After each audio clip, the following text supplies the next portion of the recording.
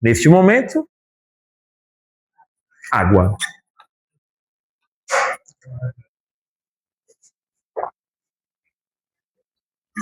Se não ferve, né? O radiador. É. Muito bem. Sem gás. Insiste, né? Muito bem. Aí nós encaramos o capítulo 7. Pronto.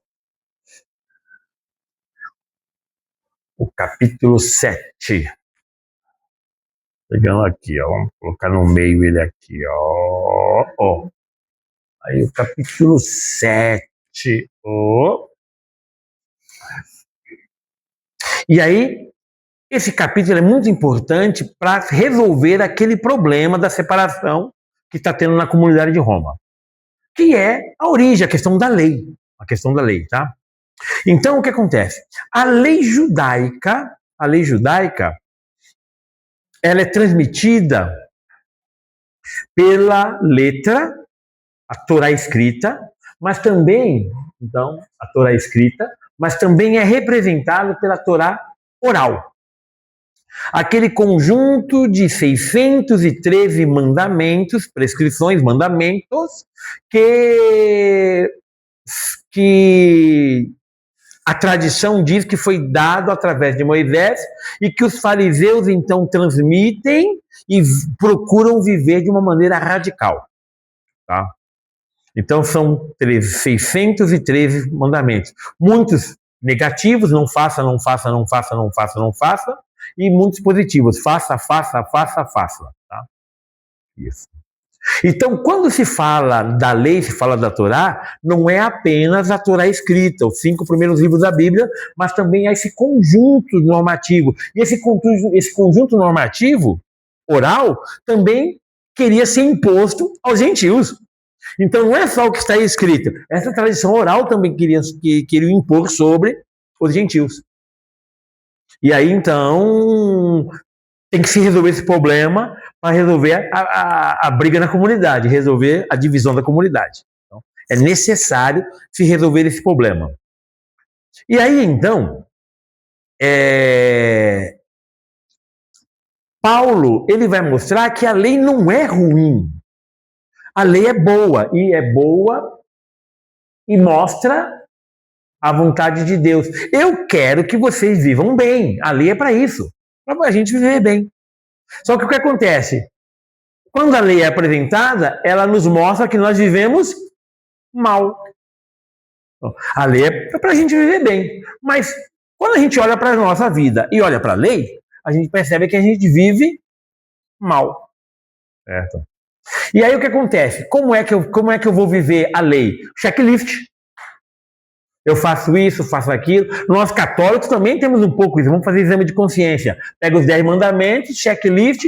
Tem até assim nas internet, né? Um checklist, umas 3, 4 folhas para você ir marcando os pecados que você comete, né? Os pecados que você comete,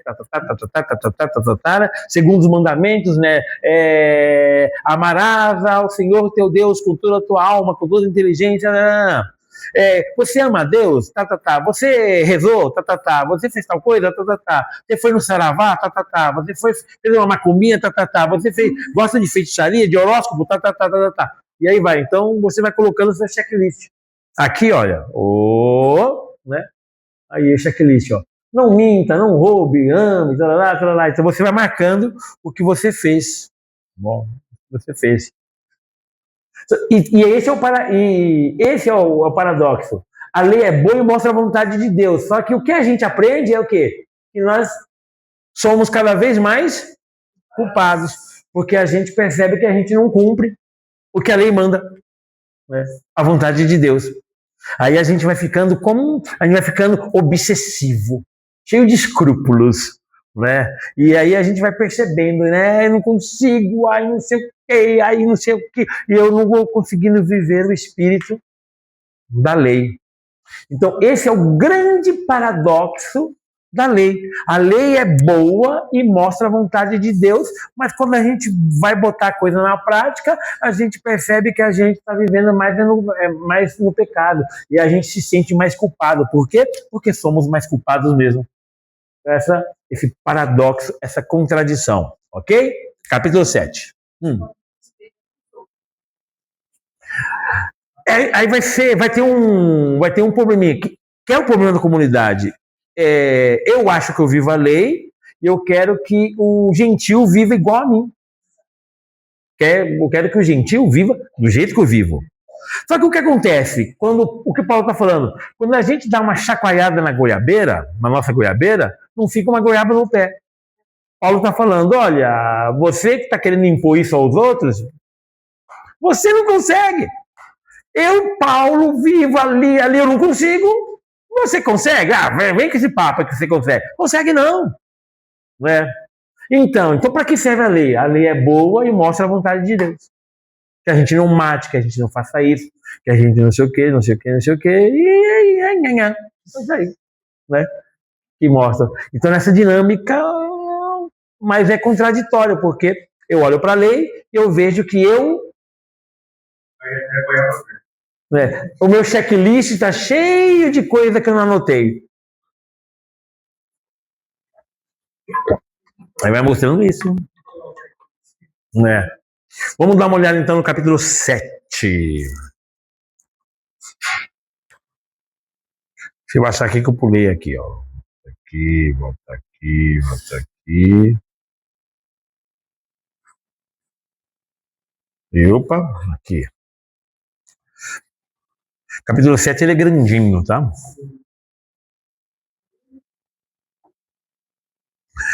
Ou vocês não sabem, irmãos, falo a pessoas competentes em matéria da lei. Opa! Esta palavra está direcionada a um grupo específico. Seria mais ou menos hoje dirigir a palavra aos biblistas, aos catequistas, às carolas, carolos, certo? É uma palavra dirigida a um grupo específico. Aqui, olha, fala as pessoas competentes em matéria da lei, né? E quando Paulo faz isso, você já desconfie. Vem coisa. Tá? Quando Paulo fala, olha, isso aqui eu estou falando, mas é para tal pessoa. Desconfie, aí vem coisa. Vamos ver o que vem. Tá?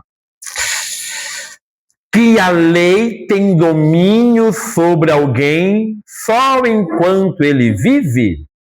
Aquela questão, Paulino, a lei só tem função enquanto a pessoa vive. A pessoa morreu, a pessoa não está mais submetida à lei. A pessoa já não está mais sob o domínio do pecado. Por exemplo, a mulher casada está ligada por lei ao marido enquanto ele vive. Mas, se ele morre, ela fica livre da lei conjugal. Claro. Por isso, enquanto o marido está vivo, se ela se tornar mulher de outro homem, será chamada adúltera. E se o marido morre e ela está livre em relação à lei, de modo que não será adúltera se ela casar com outro homem. Meus irmãos, o mesmo acontece com vocês. Pelo corpo de Cristo, vocês morreram para a lei, a fim de pertencerem a Cristo que ressuscitou dos mortos, assim produzirem frutos para Deus. De fato, quando vivíamos submetidos, aqui tem aquele conceito de pecado que Paulo usa, em algumas Bíblias você vai estar pecado, ou pecado da carne, coisa parecida, aqui vai ser instintos egoístas, tá? Submetidos a instintos egoístas, as paixões pecaminosas serviam-se da lei para agir em nossos membros, a fim de que produzíssemos frutos para a morte. Mas agora, morrendo para aquilo que nos aprisionava, fomos libertos da lei, a fim de servirmos sobre o regime novo do Espírito e não mais sobre o velho regime da letra. Tem a lei está colocada em vida, viva a lei, tendo-se a morte, a lei passa, volta lá atrás, no batismo, eu morro para a antiga humanidade, já não tenho a obrigação de viver mais a lei. E aí, então, vida nova, eu renasço para a vida nova em Cristo, e aí, então, agora estou sob o domínio da graça, e não mais sob o domínio da lei. Volta aqui. Que diremos então? Que a lei é pecado? Novamente, de jeito nenhum. Mas eu não teria conhecido o pecado se não existisse a lei.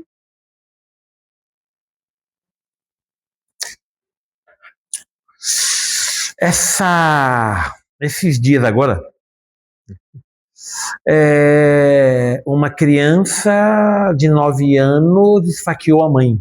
A mãe deu uma bronca nela, ela pegou uma faca, escondeu a faca na manguinha dela, foi lá e enfiou na barriga da mãe. A mãe morreu. Sério. E assim, a mãe, olha, me abraça porque estou indo embora. A própria criança, que acabou esfaqueando. A própria criança. Foi para o hospital e já chegou morta lá. Aquele menino não vai... Aí o que acontece? Não lhe é imputado o crime.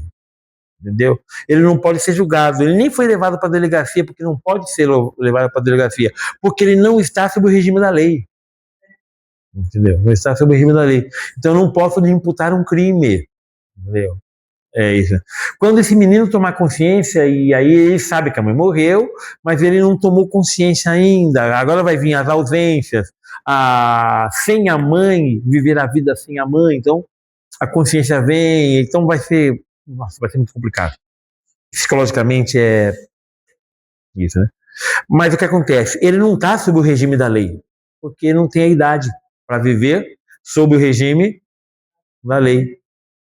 Então, quando então a pessoa não está sob o regime da lei, então aquela ideia de pecado, ela já não existe ali, naquela questão, tá?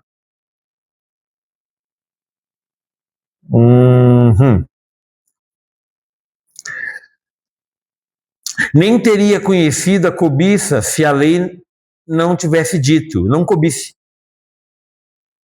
Mas o pecado aproveitou a ocasião desse mandamento e despertou em mim todo tipo de cobiça. Paulo está usando ele como exemplo, em mim. Em mim. Né? Paulo não tira o corpo fora dele. Ele tá. Isso. Tem aquele pregador que só joga para os outros, né? Joga para os outros. Porque fulano, porque não faça isso, não faça aquilo, aquela coisa toda, né? Aí bota o espelhinho lá, vai ver que é bom para tosse. Muito bem. Porque sem a lei o pecado está morto. Antes eu vivia sem a lei, mas quando veio o mandamento, o pecado reviveu e eu morri. O mandamento que devia dar vida tornou-se para mim motivo de morte, porque o pecado aproveitou a ocasião do mandamento, me seduziu e através dele me matou. A lei é santa. Aqui, claro, Paulo está misturando esse conceito com a própria experiência da descoberta de Cristo. E aí você tem que lembrar de Paulo no caminho para Damasco, onde Paulo, vivendo a lei, submetido à lei, querendo cumprir a lei, foi caçar os cristãos lá com o seu, como fala, as suas intimações, oficial de justiça, foi com a sua intimação, você é pecador, você não cumpre a lei judaica, você está preso e vai ser julgado. Então, Paulo estava nesse papel aqui.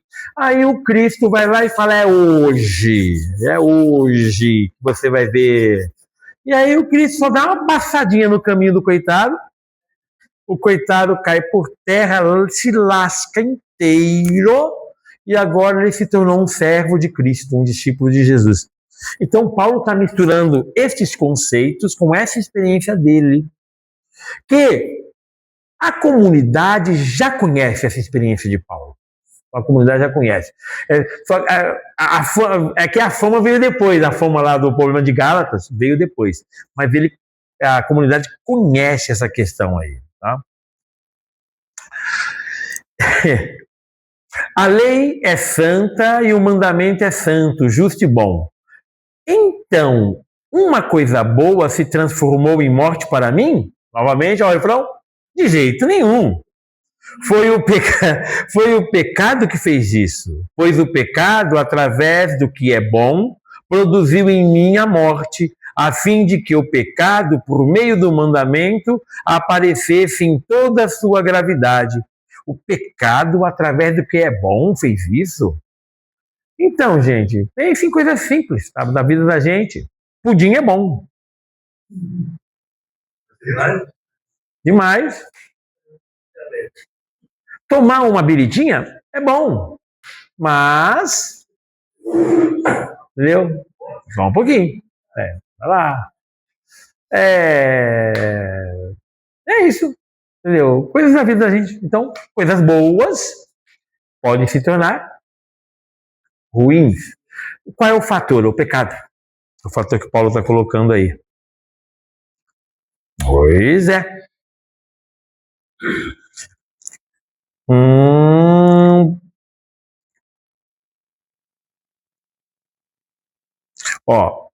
Versículo 14. Sabemos que a lei é espiritual, mas eu sou humano e fraco, vendido como escravo ao pecado. Olha Paulo se colocando, né? Não consigo entender nem mesmo o que eu faço, pois não faço aquilo que eu quero, mas aquilo que mais detesto. Lembro dessas expressões? É muito usada aí nas pregações, tá? Experiência. Ora, se eu faço o que eu não quero, reconheço que a lei é boa. Portanto, não sou eu que faço, mas é o pecado que mora em mim. Sei que o bem não mora em mim, isto é, em meus instintos egoístas. O querer o bem está em mim, mas não sou capaz de fazê-lo. Não faço o bem que quero, e sim o mal que não quero. Ora, se faço aquilo que não quero, não sou eu que faço, mas é o pecado que mora em mim. Assim, encontro em mim esta lei. Quando quero fazer o bem, acabo encontrando o mal. No meu íntimo, eu amo a lei de Deus, mas percebo em meus membros outra lei que luta contra a lei da minha razão e que me torna escravo da lei do pecado que está nos meus membros. Infeliz de mim. Isso aqui é Paulo falando, e Paulo está usando como exemplo. Imagine do lado de lá os gentios meio assustados e os judeus pensando neles mesmos, os judeus cristãos pensando neles mesmos. Nossa, Paulo está falando, tem tudo a ver. Tem tudo a ver.